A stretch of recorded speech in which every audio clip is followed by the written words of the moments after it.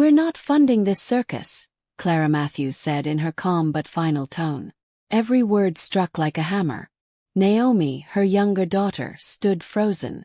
Her wedding plans, everything she had dreamed of, vanished in seconds.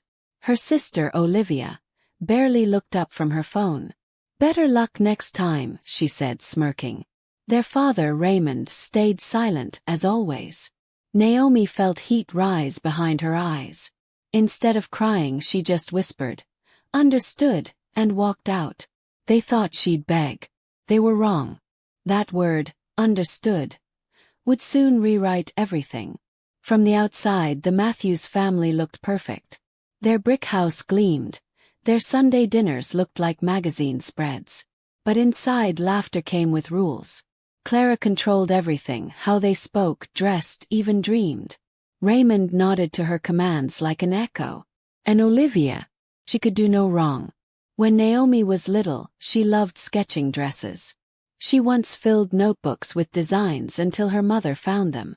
Clara tore them up. "You're not wasting time on silly fantasies," she snapped. Naomi watched in silence, realizing dreams didn't belong in that house. Years passed. Naomi studied accounting. "A respectable career," her mother said. Olivia went into marketing, which Clara bragged about constantly. When Olivia opened her boutique, her mother threw a party under sparkling lights. "You've always had such flair," Clara said proudly. Naomi smiled through the sting. Hers was never allowed. Then she met Daniel, a warm, funny man who worked at a youth center. He believed in kindness more than status. For the first time, Naomi felt seen, not managed. The first time Daniel visited, Clara's smile froze halfway. "And what do you do?" she asked, voice syrupy but sharp. When Daniel answered, Raymond muttered, "How admirable." Olivia giggled. "Ambition's optional, I guess." For 3 years, Daniel stayed patient through their judgment. When he proposed, Naomi said yes with tears in her eyes. They chose a modest but beautiful venue, the Willow Gardens. They paid every cent themselves. When Clara offered to help, Naomi hesitated. "I just want the best for you," her mother said sweetly. Naomi wanted to believe her. But the morning she got the call to come home, she knew something was wrong. The house felt tense, air thick with silence. Clara stood by the fireplace. Olivia lounged on the couch. Raymond stared at the carpet. "We're not funding this circus," Clara repeated. "Better luck next time," Olivia muttered. Naomi's heart cracked, but her face stayed calm.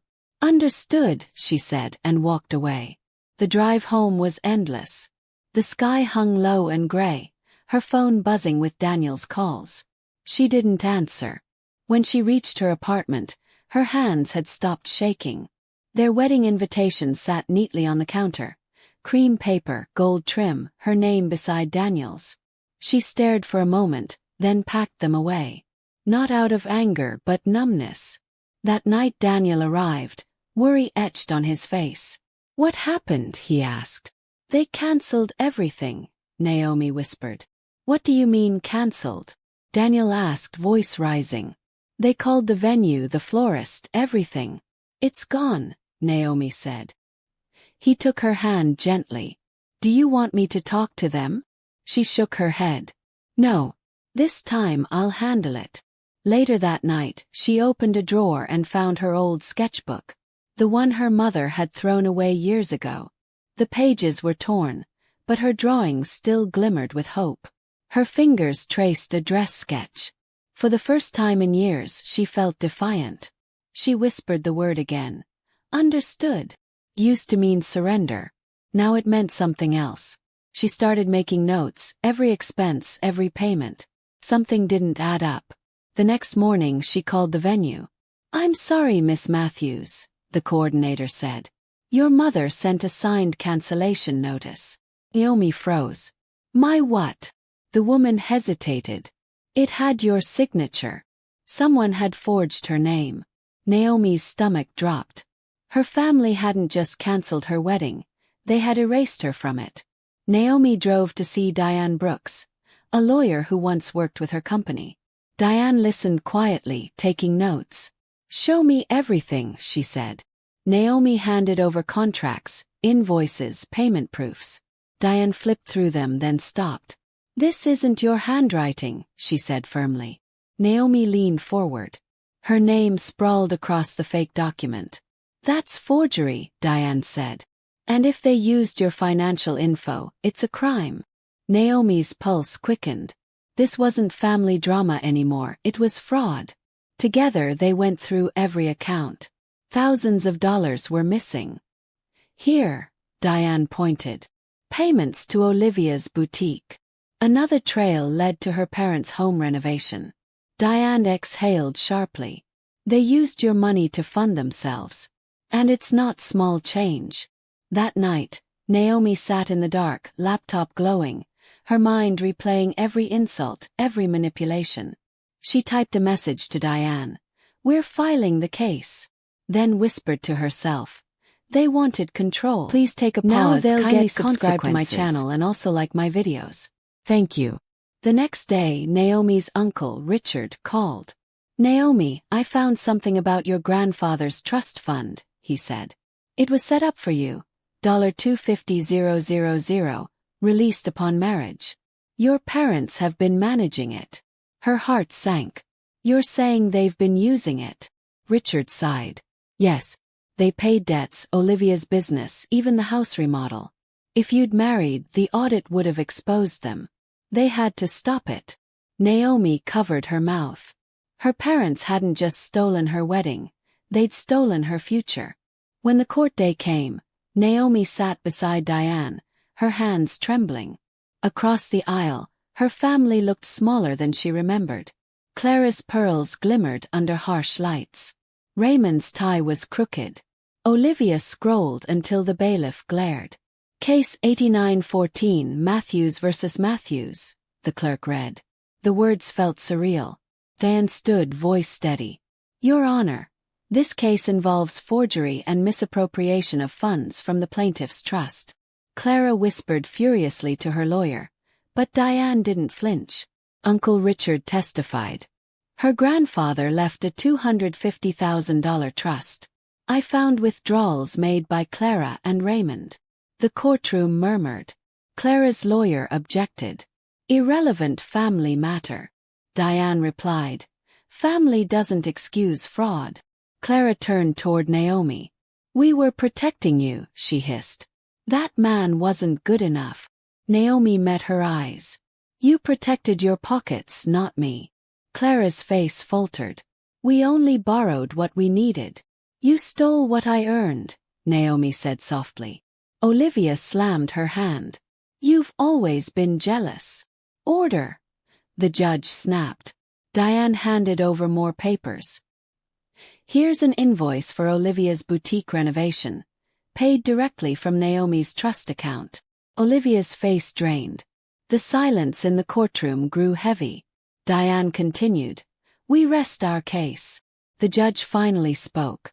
This court finds in favor of the plaintiff. All funds must be returned with additional damages of $50,000 for fraud and distress. Clara gasped. Raymond's shoulders slumped. Naomi closed her eyes, breathing for the first time in peace. Outside the courthouse, sunlight poured across the steps. Diane turned to her. You did it. Naomi smiled faintly. No, I stopped them. A week later she stood at the same venue, Willow Gardens. The archway was simple, the garden quiet. Daniel stood waiting, his smile warm, his tie crooked. Uncle Richard nodded proudly from the crowd. Diane even smiled a little. Naomi walked herself down the aisle. No parents, no apologies. Just freedom. Daniel whispered. You okay? Better than ever, she said and meant it. Their vows were quiet, real. When the officiant pronounced them husband and wife, Naomi felt the wind through the ivy and the hum of peace. Later, she slipped away under the same oak tree where she'd once cried. You were right, Mom, she whispered. It was a circus, but I'm the one who walked out smiling. That night she sent one email, short and clean. Clara, Raymond, Olivia. The court showed the truth. I wish you the best. Goodbye. She hit send. For the first time, no hesitation. Days passed before the calls began. Her mother's trembling voice on voicemail. "We just want to talk." Her father's plea. "We lost everything." Olivia's sobs. "Please help us." Naomi listened once, then deleted them all. Weeks later, word spread. Raymond had been laid off after a scandal. Clara was working part-time at a department store. Olivia's boutique had closed under debt. The empire of control had collapsed. One night, Naomi's phone buzzed again, call after call. This time she texted back, "The circus is already full." She placed the phone face down and poured herself a glass of wine. She sat under the warm kitchen light, sketchbook open again. Pencils moved across the page like memory made new. Fabrics, colors, shapes, it all returned. Her first clothing line, Reclaimed, was beginning to form. Freedom didn't roar. It whispered. It felt earned. She smiled quietly. The next morning, sunlight streamed through the curtains. Daniel kissed her forehead before leaving for work. Naomi sat surrounded by fabric swatches, laptop open, and a cup of coffee steaming beside her. Her phone was silent. No missed calls, no guilt. Just peace.